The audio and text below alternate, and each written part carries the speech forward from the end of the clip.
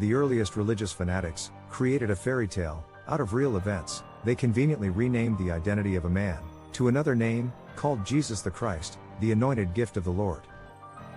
First of all, common sense assures anyone that 2,000 years ago, no parents of a newborn boy living in Israel's state lines, under the control of Roman governance, would have dared to register the name of their boy, Jesus de Christos.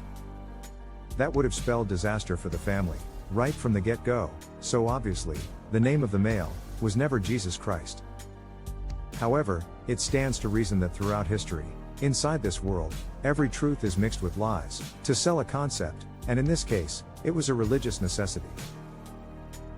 The churches promote pictures of a young, slim man, with long hair, a beard, and perfect white teeth. Well, number one, the man they today call Jesus, was not young and slim, as their own words tell them. For instance, in the Gospel of John, chapter 8, verse 57, the Pharisees mocked the man today called Jesus, saying, "You are not yet 50 years old." This does not say, yet 40, or 30, but 50.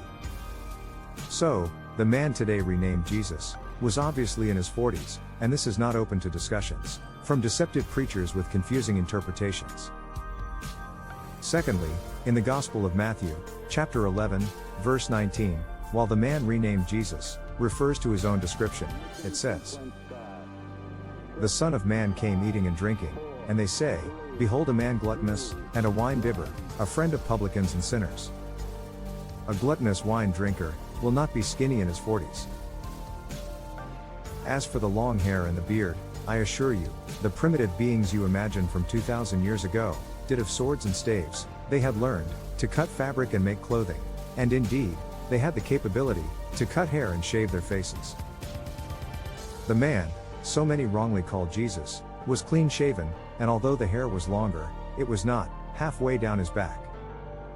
Now, as far as the perfect white teeth is concerned, in those days, sophisticated dentistry and chemical toothpastes were not available. So teeth were not so pretty white, as the churches show in pictures. However, it would be a great marketing campaign for Christians to sell a new toothpaste, called Jesus Paste. And their slogan could be, "You might not ever enter the pearly gates, but you can still have pearly whites with Jesus Paste." Sorry Twistians, if you twist too much truth, you get caught hanging with lies. The pictures you have hanging in churches look nothing like the real man. I laugh when I hear the Twistians talk. They say some pretty stupid things, claiming to be the real religion, and denouncing Jehovah's Witnesses. The Jehovah's Witnesses are obviously followers of Jehovah, being the God of the Hebrews, the God who chose Jerusalem as the city of choice. So ironically, the Twistians have something in common with their rival religion, the Jehovah's Witnesses, since both religions originate directly out of Jerusalem. Where was Christianity born? Jerusalem. The Twistians, who twist all versions of the truth to their own liking, also speak of a Holy Spirit. And when I hear them say, "I felt the Holy Spirit enter me," I know they really felt a bowel movement, because they are full of shit. Am I being rude? Are my words offensive, or are my words deserved? Take no offenses, the Roman Catholics, the Mormons, and the rest of the world religions also fail to recognize the truth, so your cult is not alone in ignorance and arrogance. Lastly, you have a Twistian movement, claiming they are followers of Jesus. Well, the man you call Jesus is well known for hating the police of Jerusalem, and fought with the police daily in numerous accounts of the Gospels. So, why are you Twistians not fighting cops and military, and other violent-minded evils of the establishment, just as Jesus did? You Twistians claim to follow Jesus, do you? Then why is it that all of you pray with your eyes squinted closed, and your head bent toward the ground?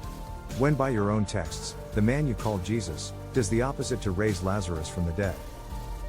In the Gospel of John, chapter 11, verse 41, it very clearly states, "Then they took away the stone from the place where the dead was laid. And Jesus lifted up his eyes." You Twistians say you follow the teachings of Jesus, yet you can't even follow a proper prayer. The man you call Jesus looks up to the heavens, and you Twistians on the other hand, Pray with closed eyes, and bow your head down, to the 7 underworld lords. Am I being rude? Am I a prick? Yes, I am. And the rest of this video is going to spice some vindication into this world of deceptions.